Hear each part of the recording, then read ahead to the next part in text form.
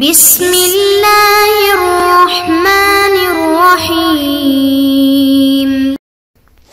السلام علیکم معزز طلباء کرام، آپ سب کیسے ہیں؟ آج ہم موطا امام محمد کے سبق نمبر 296 کو پڑھیں گے۔ آج کے ہمارے سبق کا عنوان ہے مسلمان کا کافر کا وارث بننا۔ آج کے ہمارے سبق کا جو عنوان ہے یہ باب لا یرث المسلم الکافر سے اس کو لیا گیا ہے، اور اسی باب کا جو معنی اور مفہوم بنتا ہے وہ یہ بنتا ہے کہ یہ ایسا باب ہے کہ جس میں یہ بیان ہوگا کہ مسلمان جو ہے وہ کافر کا وارث نہیں بنتا۔ تو بہرحال اس حوالے سے امام محمد رحمۃ اللہ علیہ حدیث پاک تحریر کرتے ہیں، تو آئیے پہلے اس حدیث کو پڑھتے ہیں اور پھر اس پر امام محمد رحمۃ اللہ علیہ اپنا تبصرہ بھی کریں گے، اور اس کے بعد آپ پھر حدیث پاک تحریر کریں گے، تو اس پہ ہم گفتگو کرتے ہیں۔ چنانچہ امام محمد رحمۃ اللہ علیہ لکھتے ہیں کہ اخبرنا مالک اخبرنا ابن شہاب عن علی بن حسین بن علی بن ابی طالب عن عمر بن عثمان بن عفان عن اسامة بن زید ان رسول اللہ صلی اللہ علیہ وسلم قال لا یرث المسلم الکافر۔ امام محمد رحمۃ اللہ علیہ فرماتے ہیں کہ امام مالک نے ہمیں خبر دی ہے، اور وہ فرماتے ہیں کہ ہمیں ابن شہاب نے حضرت علی بن حسین بن علی بن ابو طالب سے یہ روایت بتائی ہے، اور وہ عمر بن عثمان بن عفان سے یہ روایت کرتے ہیں، اور وہ حضرت اسامہ سے روایت کرتے ہیں کہ رسول کریم صلی اللہ علیہ وسلم نے ارشاد فرمایا کہ مسلمان جو ہے یہ کافر کا وارث نہیں ہوگا۔ قال محمد وبہذا نأخذ لا یرث المسلم الکافر ولا الکافر المسلم والکفر ملۃ واحدۃ یتوارثون به وان اختلفت مللهم یرث اليہودی ويرث اليهود النصرانية والنصراني اليهودية وهو قول أبي حنيفة والعامة من فقهائنا رحمهم الله تعالى۔ امام محمد رحمۃ اللہ علیہ حدیث پاک کے تحریر کرنے کے بعد مسلک احناف کو واضح کرتے ہوئے لکھتے ہیں کہ ہمارا احناف کا یہی مسلک ہے کہ مسلمان کافر کا اور کافر مسلمان کا وارث نہیں ہوگا، اور کفر ایک ہی ملت ہے، یعنی تمام کافر وہ کافر ہی ہیں، وہ باہمی ایک دوسرے کے وارث ہوں گے اگرچہ ان کی ملت مختلف ہی کیوں نہ ہو۔ چنانچہ یہودی نصرانی کے اور نصرانی یہودی کے وارث ہوں گے۔ یہی امام اعظم امام ابو حنیفہ رضی اللہ عنہ کا قول ہے، اور یہی ہمارے عام فقہائے کرام نے بھی کہا ہے۔ اخبرنا مالک عن ابن شہاب عن علی بن حسین قال ورث ابا طالب عقیل وطالب ولم یرثه علی۔ امام محمد رحمۃ اللہ علیہ فرماتے ہیں کہ ہمیں امام مالک نے ابن شہاب سے وہ حضرت علی بن حسین سے روایت کرتے ہیں کہ ابو طالب کے فوت ہو جانے کے بعد جو ہے وہ عقیل اور طالب اس کے وارث بنے، جبکہ علی المرتضی شیر خدا کرم اللہ تعالی وجہ الکریم وارث نہ بنے۔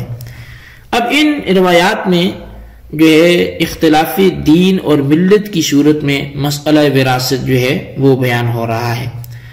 مسلمان کسی کافر کا اور کافر کسی مسلمان کا وارث نہیں ہوگا، یہ بات آغاز میں بھی میں نے بیان کی تھی، اور یہ بھی کہ کافر کسی بھی نام سے پہچانا جائے، یعنی یہودی کہلائے، عیسائی کہلائے، اور وہ آگ کی پوجا کرنے والا مجوسی کہلائے، وہ کسی ستارے کو ماننے والا ہو، یعنی کفر ایک ہی ملت ہے، کفر میں سب کا جو حکم ہے وہ برابر ہے، کسی مسلمان کے یہ وارث نہیں ہو سکتے۔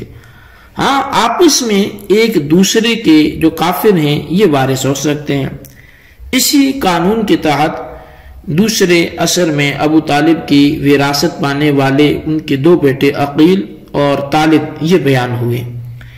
ابو طالب کے 4 بیٹے تھے، علی المرتضیٰ تھے، جعفر طیار تھے، عقیل اور طالب تھے۔ ان میں سے جو 2 اول الذکر ہیں وہ تو جو ہے وہ مسلمان ہوئے اور بقیہ تو کافر تھے۔ امام زین العابدین رضی اللہ تعالیٰ عنہ فرماتے ہیں کہ ابو طالب مکہ میں فوت ہوئے، تو ان کی وفات کے بعد نبی علیہ الصلوۃ والسلام نے مکے سے مدینے کی طرف ہجرت فرمائی، تو حضرت علی اور جعفر طیار بھی مدینہ منورہ ہجرت کر کے چلے گئے۔ حضرت جعفر طیار جنگ موتا میں شہید ہو گئے۔ ابو طالب کے دین پر چونکہ عقیل اور طالب تھے، لہٰذا انہیں ابو طالب کی میراث ملی، اور علی المرتضیٰ اور جعفر طیار اختلاف دین کی وجہ سے وراثت نہ پا سکے۔ تو اب اسی بات کو معطا امام مالک میں شارح شہیر قاضی عبد الوحید باجی نے تحریر فرمایا ہے، اور آپ لکھنے کہ ابن شہاب حضرت علی بن حسین بن علی بن ابو طالب سے روایت کرتے ہیں کہ ابو طالب کے وارث عقیل اور طالب ہوئے، اور علی المرتضیٰ کو وراثت نہ ملی۔ امام زین العابدین کہتے ہیں کہ اسی وجہ سے ہم نے جو ہے وہ شعب کا حصہ چھوڑ دیا۔ ابن شہاب کا یہ کہنا ہے کہ ابو طالب کے وارث عقیل اور طالب بنے، اس سے ان کی مراد یہ ہے کہ یہی دونوں ابو طالب کے وارث بن سکتے تھے، نہ کہ حضرت علی اور جعفر۔ یہ اس لیے کہ حضرت علی اور جعفر طیار ابو طالب کی موت سے قبل ہی اسلام لا چکے تھے، اور عقیل اور طالب اس وقت ابو طالب کے دین پر تھے، لہٰذا صرف ان دونوں کو ہی میراث ملی۔ یعنی ابو طالب کی موت کے وقت ان کے بیٹوں میں سے صرف عقیل اور طالب ان کے ہم دین تھے، اس لیے انہیں اپنے باپ کی وراثت ملی۔ عقیل اور طالب کا اسلام قبول کرنا یہ ابو طالب کی موت کے بعد فتح مکہ کے سال ہوا۔ یہی وجہ ہے کہ شعب میں ہے کہ میں نہ تو حضرت علی اور جعفر کا کوئی حصہ بنتا تھا، اور نہ ہی ان کی اولاد میں سے کسی کا کوئی حصہ ملے گا۔ تو بہرحال شعب ابی طالب جس کا جو ہے وہ ذکر ہوا، یہ وہ جگہ ہے کہ جہاں ابتدائی اسلام میں نبی علیہ الصلوۃ والسلام کو کفار نے 3 سال تک پابند کیے رکھا۔ تو اب اسی کی وراثت کی بات ہو رہی ہے کہ اس شعب میں نہ تو حضرت علی اور جعفر کا کوئی حصہ بنتا تھا، اور نہ ہی ان کی اولاد میں سے کسی کو ان کا وہ حصہ ملنا تھا۔ اور اب یہ چونکہ ابو طالب کی ملکیت تھی، یعنی شعب ابی طالب جو مشہور ہے، اس لیے اسے شعب ابی طالب کہتے ہیں۔ ابو طالب کے انتقال کے وقت اس کے ہم دین صرف عقیل اور طالب تھے، اس لیے یہ وارث ہوئے، اور علی اور جعفر یہ مسلمان تھے، لہٰذا اختلاف دین کی وجہ سے انہیں وراثت نہیں ملی۔ اس حوالے سے زرقانی کے اندر جو لکھا ہے وہ یہ ہے کہ جب ابو طالب کا انتقال ہو گیا تو پھر واقع ہجرت پیش آیا، اور طالب مسلمان نہ ہوا، اور عقیل کا اسلام لانا موت ابی طالب کے بعد تھا۔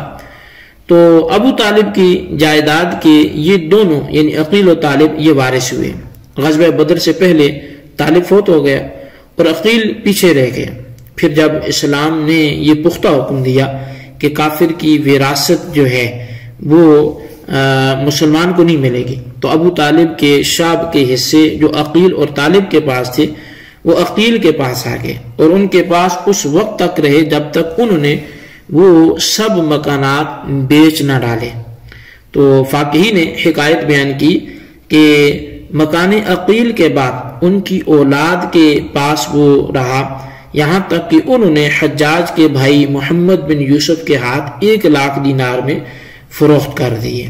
تو معزز طلباء کرام، ان حوالہ جات سے یہ بات معلوم ہوئی کہ اختلافی دین کی وجہ سے وراثت سے محرومی یہ ایک اسلامی حکم ہے۔ اسی حکم کے پیش نظر حضرت علی المرتضیٰ شیر خدا کرم اللہ تعالی وجہ الکریم اور جعفر طیار رضی اللہ تعالیٰ عنہ کو ان کے والد ابو طالب کی جائیداد وہ شعب میں سے بھی کچھ نہ ملا، اور دوسرے 2 بیٹے عقیل اور طالب حصہ لے گئے، کیونکہ اس وقت ان کا اور ان کے والد ابو طالب کا دین ایک تھا۔ تو حضرت عقیل بعد میں مسلمان ہو گئے، لیکن طالب کے بارے میں المنتقا سے معلوم ہوتا ہے کہ یہ بھی مسلمان ہو گئے، لیکن زرقانی کے نزدیک یہ بات مسلم نہیں ہے۔ لیکن قرائن سے ابو الولید باجی صاحب المنتقا کی بات درست معلوم ہوتی ہے۔ رسول کریم صلی اللہ علیہ وسلم نے فرمایا کہ طالب کی اولاد دوسرے بنو ہاشم پر مقدم ہے۔